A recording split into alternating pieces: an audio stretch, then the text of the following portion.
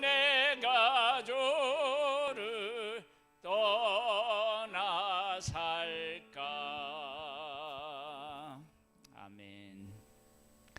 시편 52편 말씀입니다.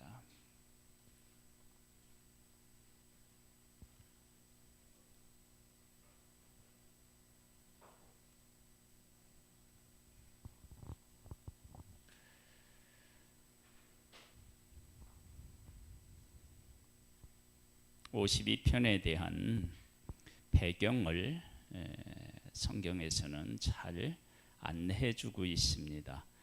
다윗의 마스길, 그래서 인도자를 따라 부르는 노래, 그러면서 에돔인 도획이 사울에게 이르러 다윗이 아비멜렉의 집에 왔다고 그에게 말하던 때에, 그렇게 그 배경을 설명하고 있습니다.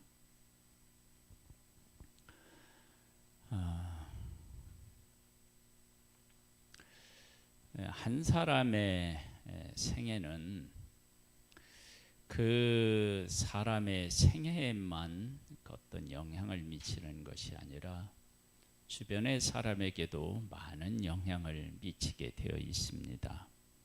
사울이 충신이었던 다윗을 죽이려고 하는 이 일 때문에 지금 누구도 그 일에 함께하게 되느냐, 그러면은 이 도획이라고 하는 사람이 사울 편에 서서 다윗을 해하려고 하는 그러한 모습을 보게 됩니다.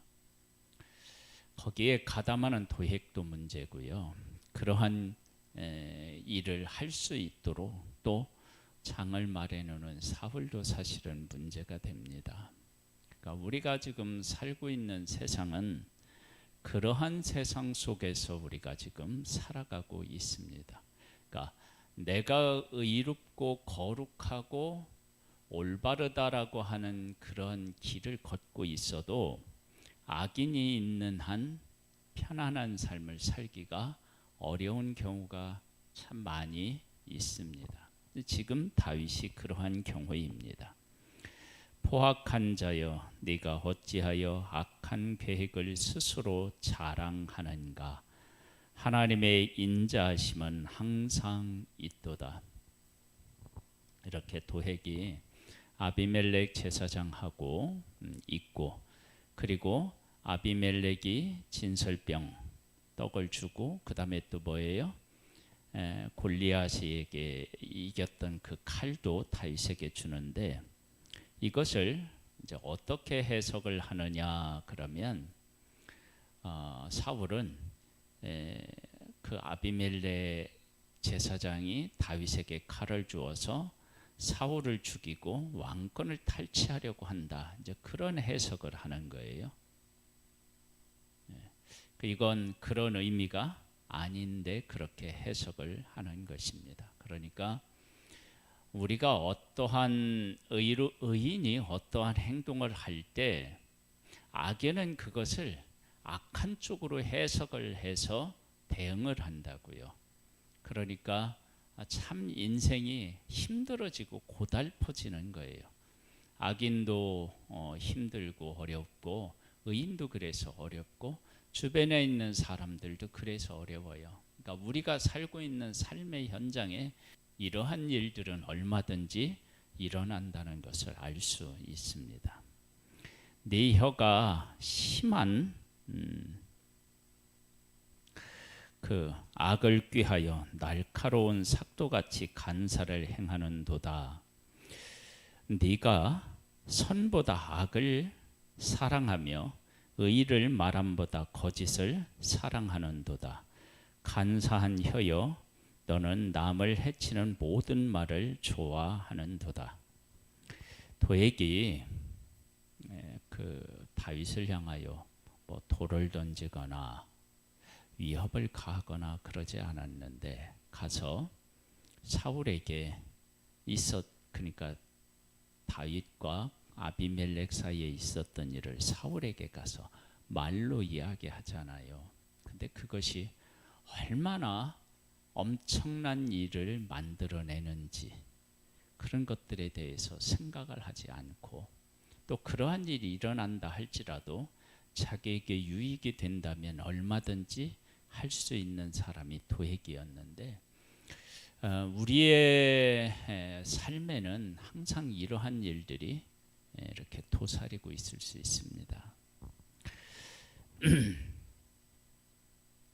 5절 말씀에 보면은요, 도액의 혀에 대해서 이렇게 얘기를 하네요. 심한 악을 꾀하여 날카로운 삭도같이 간사를 행하는도다. 삭도 같아요. 머리를 깎는 날카로운 칼처럼 그 혀가 사용되고 있다는 거예요. 선보다 악을 사랑하며 의를 말함보다 거짓을 사랑하고 그것을 말하는 거예요. 선보다 악을, 의보다 거짓을 더 사랑하는 거예요. 그 다음에 간사한 혀여 너는 남을 해치는 모든 말을 좋아하는도다. 그러니까 사람에게 이 죄성이 있는데, 죄성 중에 이렇게 혀에 날카로운 칼과 같은 혀를 가지고 사람을 고통 속으로, 위험 속으로 몰아넣는 그런 사람이 있다라고 하는 것입니다. 5절에 보면 그런즉 하나님이 영원히 너를 멸하시며 너를 붙잡아 네 장막에서 뽑아내며 살아있는 땅에서 네 뿌리를 빼시리로다. 이 일로 인해서 어떤 일이 일어나죠? 사울이 아비멜렉과 그에 속해 있던 사람들을 몇십 명을 죽여요. 이런 경우가 우리에게 있다. 그러면 우리는 어떻게 행동해야 될까요? 다윗은 그렇게 행했을 때 아무런 조치도 취할 수 없는 상황이었어요. 이런 일을 겪고 다윗은 어떠한 신앙 고백을 하느냐? 그러면 1절에 나와 있어요. 하나님의 인자하심은 항상 있도다. 내가 그렇게 하지만 하나님은 인자하심으로 우리 편이 되어서 지금도 일하고 계시다. 이제 그것을 고백하고요. 그 다음에 하나님께서 너와 같은 자들을 하나님이 심판하실 것이다. 하나님이 영원히 너를 멸하시며 너를 붙잡아 네 장막에서 뽑아내며 살아있는 땅에서 네 뿌리를 빼시리로다. 그러니까 이게 이제 멸망당하는 것을 이야기하잖아요. 그러면서 6절에는 이렇게 얘기해요. 의인이 보고 두려워하며 또 그를 비웃어 말하기를. 7절에 보면 이런 말이 나와요. 이 사람은 하나님을 자기 힘으로 삼지 아니하고 오직 자기 재물의 풍성함을 의지하며 자기의 악으로 스스로 든든하게 하던 자라 하리로다. 하나님을 힘으로 삼으면 이러한 유혹에 쉽게 빠져들지 않을 텐데, 하나님을 힘으로 삼지 않는 사람들은 사람을 의지하거나 재물을 의지하거나 권력을 의지하거나 이런 일들이 생기게 되어 있습니다. 그러니까 이 도액이라고 하는 사람의 그 밑바탕에는 하나님보다 세상의 것들을 더 사랑하고 의지하며 살았다라고 하는 사실을 알 수 있습니다. 그러니까 하나님을 의지하고 하나님 편에서 살아가는 사람은 유혹을 이길 수 있지만, 하나님 편에 서 있지 않는 사람들은 유혹에 넘어가기가 쉽습니다. 그래서 하나님을 자기 힘으로 삼지 아니했다. 그것은 하나님을 자기 힘으로 삼을 수 있는 그런 여건, 그런 환경에 있으면서도 그렇게 하지 않았다라고 하는 것을 알 수 있습니다. 자기 재물의 풍성함을 어떻게 해요? 의지하는 거예요. 재물을 의지하는 거예요. 또 자기의 악으로 스스로 든든하게 하는 자라. 그러니까 하나님의 보호하심으로 내가 평안한 삶을 살겠다고 하는 것이 아니라 자기의 악으로 스스로 든든하게 하던 자라. 그러니까 사울에게 가서 이야기하면 사울이 뭐 이렇게 포상금 같은 걸 주겠죠. 그리고 사울에서는 생각하기에 도액은 어떻게 해요? 자기 편이라고 생각하고 챙겨준다. 그러면 도액의 입장에서 봤을 때는 뭐 돈도 생기겠다. 왕하고의 이 관계가 더 돈독해질 수 있다. 이런 것들이 있겠죠. 그런데 그러한 것이 그 사람을 영원히 지켜줄 수는 결코 없는 것입니다. 그러니까 이런 일들을 겪고 있을 때 다윗은 어떤 생각을 했느냐? 그러면 이 실체에 대한 모든 것들을 다 하나님 안에서 이렇게 생각하고 있었어요. 하나님의 인자하심은 항상 있고요. 그 다음에 악인에 대해서는 하나님이 심판하시고, 그 다음에 의인들은 그것을 보고 경계를 삼는 거예요. 그러니까 내가 이렇게 살아야 되겠구나, 저렇게 살지 않고 이렇게 살아야 되겠구나, 그런 것들을 생각하게 된다는 거죠. 그러면서 6절에 보면 의인이 보고 두려워하며 또 그를 비웃어 말하기를. 그래서 그가 왕편에 서서 이렇게 다윗과 아비멜렉의 관계를 이야기해서 뭐 돈을 받고 또 관계가 있다. 그러면 어떻게 생각하면 나도 내가 가서 그렇게 할 걸, 그렇게 생각할 수도 있는데 의인들은 그렇지 않다는 거예요. 그것을 보고 비웃는다는 거예요. 야, 네가 그렇게 한다고 해서 얼마나 네가 많은 돈을 소유할 수 있을 것이며, 그 소유를 한다 할지라도 하나님이 네 반대편에 계신데 네가 얼마나 네가 평안한 삶을 살 수 있겠느냐. 그런 것들을 보고 다 비웃는 거예요. 만약에 이런 것을 부러워하고 있다 그러면 어떻게 돼요? 나도 그쪽 편에 쏠리게 되겠죠. 그렇죠? 이 사람은 하나님을 자기 힘으로 삼지 않고 오직 자기 재물의 풍성함을 의지하며 자기의 악으로 스스로 든든하게 하던 자라 하리로다. 그러나 나는 하나님 집에 있는 푸른 감람나무 같음이요 하나님의 인자하심을 영원히 의지하리로다. 이렇게 이야기했을 때 다윗은 어떻게 해요? 더 큰 위기에 빠지게 되겠죠. 근데 그런 위기에 빠지게 되었는 상황임에도 불구하고 그러나 나는 하나님의 집에 있는 푸른 감람나무 같다. 하나님의 인자심이 나한테 영원히 함께하기 때문에 나는 그 인자심을 의지하기만 하면 도액과 사울이 아무리 그 힘을 합쳐가지고 나를 죽인다 할지라도 그렇게 쉽게 되는 일이 아니다라고 하는 것을 고백하는 거예요.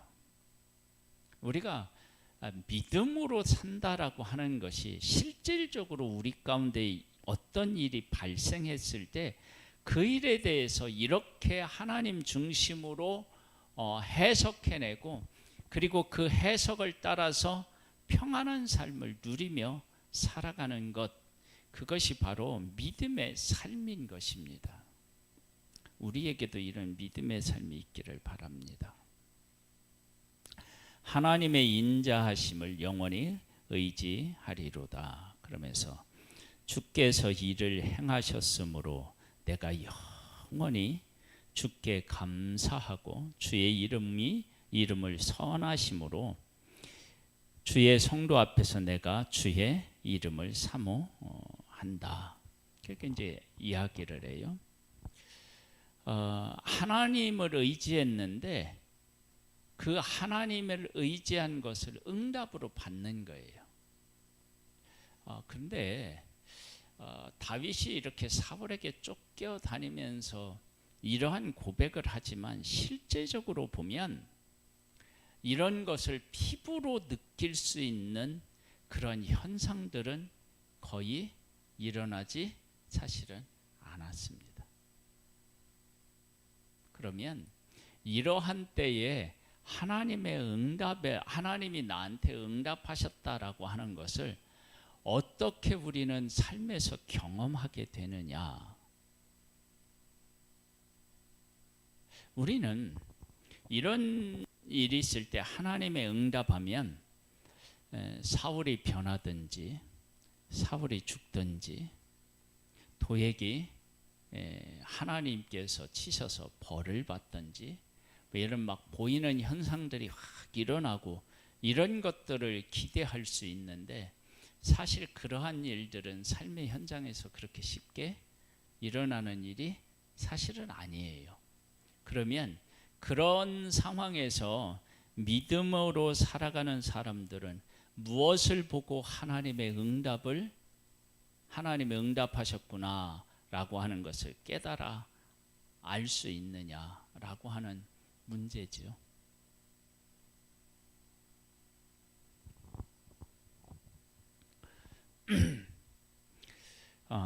이 부분에서 하나님의 사람들이 깨어있지 못하면 어떤 현상이 일어나느냐 그러면 하나님의 응답을 기다리다가 지쳐요. 그래서 시험에 들어요. 시험. 이스라엘 백성들이 애굽에서 나와서 광야의 길을 가는데 계속 무엇을 가지고 원망하느냐면 광야라는 것을 가지고 원망을 해요. 광야. 그런데 하나님은 이스라엘 백성들을 계속 광야에 있게 하셔요. 하나님의 백성은 광야 때문에 원망하는데 하나님은 광야에 있게 하셔요. 결국 광야에서 원망하던 자들은 다 죽고 광야를 통과한 사람들은 약속의 땅에 들어가요. 그러면 광야에는 어떤 하나님의 은혜가 있었느냐? 우리가 알아요. 분명히 광야에 있는데 구름 기둥과 불 기둥으로 보호하시고 만나를 주시고 메추라기를 주시고 반석에서 물을 나게 하시고 광야인데 광야에 하나님의 은혜가 있다고요. 그런 것들을 발견하는 것 그것이 우리에게 아주 중요합니다. 그러면 우리의 삶에는 그런 일이 없느냐? 그런 일이 있어요. 그러니까 다윗이 사울에게 쫓겨다니는데 이 일 있고 난 다음에 더 위험한 상태에 빠지게 되는데도 하나님께서 그를 보호하시고 그를 이끄신다는 것을 도망을 다니는 상황 속에서 느끼는 거예요. 그러니까 다윗은 사실은 상황이 더 어려워지는 거예요. 근데 그 어려운지 저 가는 가운데서도 하나님께서 하나님의 사람들을 보호하시고 하나님이 약속하신 대로 응답하신다라고 하는 사실을 느끼는 거예요. 깨달아 안 거예요. 어떻게 해요? 사울이 저 정도의 마음을 가지고 있고 저 군사력을 가지고 있고 저렇게 사람들의 자기들이 있는 곳들을 알려준다고 하면 다윗은 금방 잡혀야 돼요.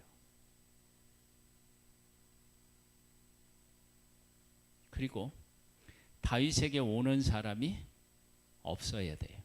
혼자여야 돼요. 그런데 사울이 그렇게 잡으려고 하는데 안 잡히는 거예요. 도망 다니고 있잖아요. 아니요, 안 잡히고요. 하나님의 보호죠. 그리고 자기에게 사람들이 몰려와요. 물론 그렇게 오는 사람들이 억울한 사람, 막 원통한 일 당하는 사람들이 오지만 자기에게 와요. 하나님을 의지하고 하나님의 뜻대로 살아가는 사람들은 이러한 것들을 보고 하나님께서 응답하시고 나를 보호하시고 이끄시는구나 라고 하는 사실을 깨달아 알게 됩니다. 그러니까 사울이 변하거나 도액이 하나님의 막 이렇게 심판을 받아서 갑자기 어떻게 되거나 그런 것이 아니고 그들은 여전히 그렇게 둘이 막 힘을 합쳐서 다윗을 죽이려고 하는데 그들이 힘을 합쳐도 안 되는 거예요. 그런 것들을 보는 거죠. 그것을 보면서 믿음을 가진 사람은 그들이 힘을 합쳐도 안 되도록 하나님이 우리를 보호하시고 이끌어 주시는구나. 그런 것들을 이제 깨달아 알고 하나님의 응답 보호하심을 찬양하고 감사하는 거예요. 그러니까 우리의 삶은 하나님이 보호하시고 인도하신다고 해서 막 이렇게 천국처럼 막 변하고 그런 게 아니에요. 여전히 존재하는데 그 나한테 위험을 주는 것이 내게로 오지 못하는 거예요. 내가 도망 다니는 고통은 있는데, 그런데 원수의 손에 내가 넘어가지 않는 거예요. 이런 것들을 통해서 깨달아 아는 거예요. 그러니까 우리로 말하면은 그 사람이 자꾸 나를 해하려고 하는데, 그렇게 하는데 내가 그 사람의 어떤 그런 일에 휘말려 들어가지 않고 하나님께서 내 삶을 평안케 하신다든지, 그렇게 사람이 모함하면 그쪽으로 사람들이 다 쏠려야 되는데 이렇게 보고 있으면 내 편에 서는 사람들이 많아. 이런 것들을 통해서 뭘 깨달았느냐? 하나님의 보호와 인도를 깨달아 알고 하나님의 응답 깨달아 아는 거예요. 그러니까 하나님의 응답이 뭐 엄청나게 대단한 것이 아니라 이런 것에서 있는 거예요. 그리고 이러한 일들이 이제 시간이 흘러서 지나고 나면은 하나님께서 다윗에게 기름을 부었으니까 그가 왕이 되는 거예요. 때가 되면.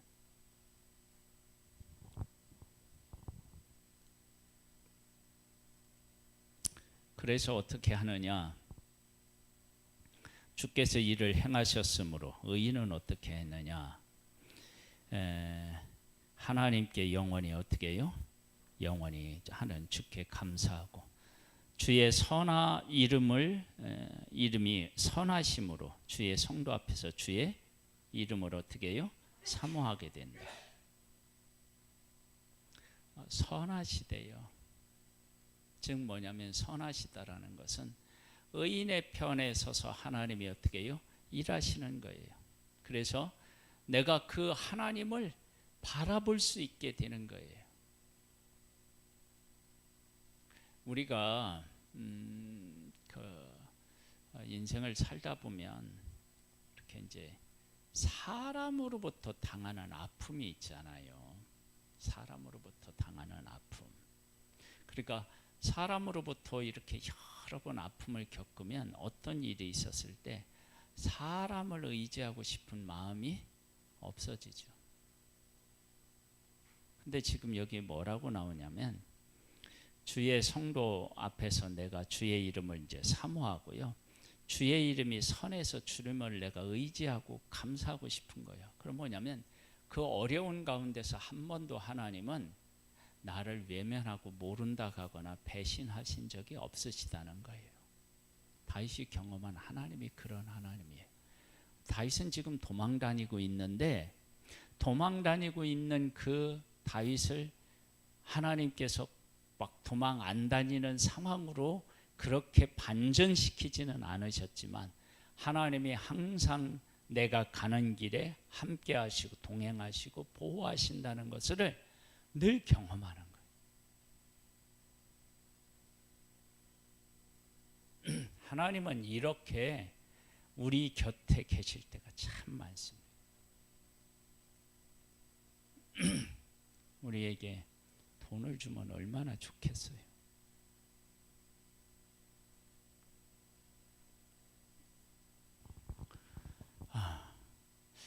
이 왼수 같은 돈 그렇게 말하지만 돈이 왼수는 아니죠. 있었으면 좋겠죠. 근데 하나님이 막 우리가 원하는 만큼 시원하게 막 안 주셔. 그렇다고 우리의 삶이 또 쪽박 사는 것도 아니야. 그리고 또 어느 때 보면 하나님이 어떻게 꼭 필요할 때 넉넉하게 또 주면 또 얼마나 좋아. 필요한 만큼 주시고 그러면서 뭘 깨달았느냐면 내 삶이 돈에 있는 게 아니고 하나님에게 있구나. 그 결정적인 것을 깨닫게 하시고 그걸 고백하게 하셔. 그러니까 만약에 하나님이 왕창 주시면 처음에는 하나님 앞에 뜨겁게 감사할지 모르겠지만 시간이 지나고 나면 어떻게 될까요? 하나님은 멀어지고 돈하고 함께 살아가는 건 훨씬 가까워질 수 있는 요소가 커요. 그런 게 커지요. 하나님은 어떻게 하시느냐? 그 어려움에 있게 하셔. 근데 있는데 그 어려움 속에서 돈이 나의 삶을 풍성하게 하거나 윤택하게 하는 게 아니고 하나님이 내 삶을 그렇게 하는구나, 하시는구나. 그걸 깨달아 아는 거야. 그래가지고 환경은 변하는 게 별로 없는데 하나님의 은혜는 눈물겹도록 감사해. 참 이런 응답이라고 해야 되나. 근데 이게 얼마나 위대한 응답인지 모르죠. 하나님의 함께하심에 대한 그 깊은 깨달음과 감사가 우리에게 일어나도록 환경 속에서 우리를 깨우쳐 주신다는 사실. 그렇죠? 우리가 그런 은혜를 잊고 우리가 지금 살아가고 있어요. 믿음으로 살아가면서 그걸 보는 거예요. 도액이 사울하고 짝짝꿍해서 다윗을 더욱 미워하고 죽이려고 하는 그런 어두운 환경만 보는 것이 아니라 하나님이 나와 함께 하시는 걸 보는 거예요. 그래서 이 일로 인해서 아비멜렉과 거기에 속한 사람들이 죽어요. 근데 그 죽는데 거기에서 살아남은 사람을 어떻게 해요? 자기 편에 받아들여서 네 생명을 찾는 사람이 내 생명도 찾는다. 나와 함께 있자. 그리고 그를 품고 하나님께 그들의 삶을 의탁해요. 그러면서도 이런 시를 쓰는 거예요. 그러니까 믿음으로 그의 삶을 세워나가는 모습을 보게 돼요. 이것이 곧 뭐냐면 의인의 삶인 거예요. 의인의 삶. 하나님께서는 오늘도 우리들 가운데 오셔서 우리 한 사람 한 사람을 이와 같이 이끄실지 몰라요. 그래서 하나님 안에 서 있는 우리들이 하나님의 인도, 은혜, 사랑, 보호 이런 것들에 대해서 잘 깨우치셔야 돼요. 그렇지 않으면 어떤 일이 생기느냐? 시험 들 일이 우리 안에 있는 거예요. 그런데 하나님은 시험 들 일을 우리에게 주시는 것이 아니라 놀라운 은혜로 우리의 삶을 채워주십니다. 그런 하나님의 은혜를 깨닫는 복을 누릴 수 있게 되기를 주님의 이름으로 축복합니다. 우리 함께 기도하겠습니다. 우리 이제 주일날 내일 모레 구원데이 선포식이 있고요. 이제 40일 작정 전도가 들어갑니다. 우리 이 구원데이를 놓고 우리 기도하고 또 우리 교회 전도문을 열어주시고 또 우리 교회의 부흥의 역사 그 다음에 또 우리 교회 예배당에도 하나님께서 은혜를 베풀어 달라고 우리 함께 기도하는 시간을